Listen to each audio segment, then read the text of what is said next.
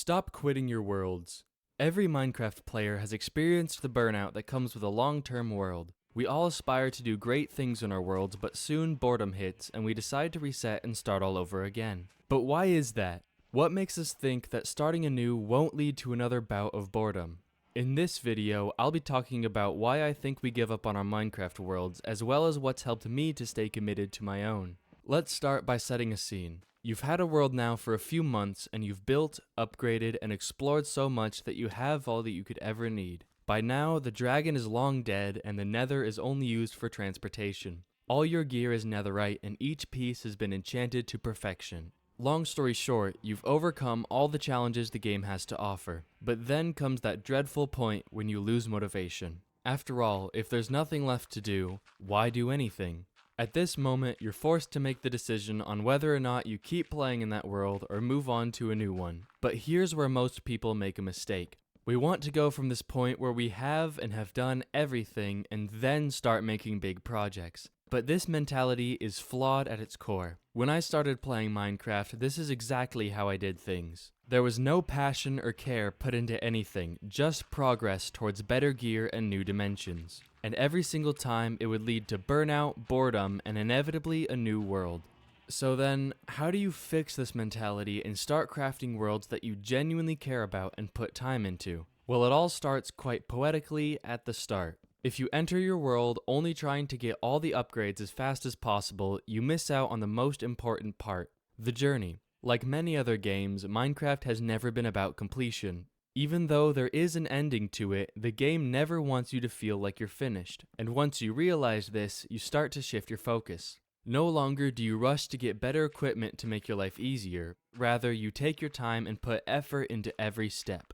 By slowing down, you allow your mind to better take in the experience as you are no longer just mindlessly rushing towards success. But putting this mentality to work is much easier said than done. It's really easy to get captivated by the prospect of progress and lose sight of the art we can create along the way. I myself have tried to take the slow route many times, and I always end up getting bored because I don't know what to do. So if the fast path leads to eventual boredom, and the slow path also leads to boredom, how are we supposed to play the game? Now, even though you play it slow, that doesn't necessarily mean you've solved the issue of boredom. My advice to you is to try building a new structure or a new area for each and every step of the way. This way, you'll constantly have something to do while also following the progression path you're used to. Yes, you'll want a house to live in, but also make separate rooms or entire buildings for things such as enchanting, farms, or display rooms. By spreading things out, you've already begun making a larger base with more personality. Not to mention that by making a new structure for every step, you automatically spend more time before moving on to the next level of progress in the game. Take this video for example. As you've been watching, I've slowly been making a structure simply to house some sniffer eggs I found on one of my journeys.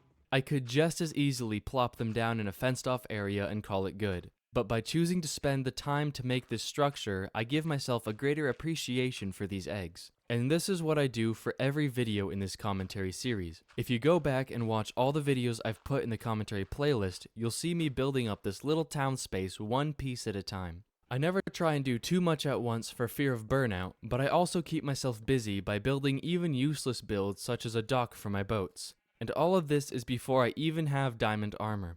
As a result, I've never had a moment in this world where I truly felt bored. And whenever I feel like starting over, I simply look around at what I've already accomplished and I decide to expand on that instead. So the next time you start a Minecraft world, make sure to take it slow and put thought into every step of the way. And if you need inspiration, a quick Google search for tutorials or other Minecraft content can always help. If you enjoyed this video and want to see more, consider leaving a like, subscribing, or checking out the playlist on my channel containing all the other videos where I work on this Minecraft world. But for now, I've been Ben Dane, and I'll see you another time.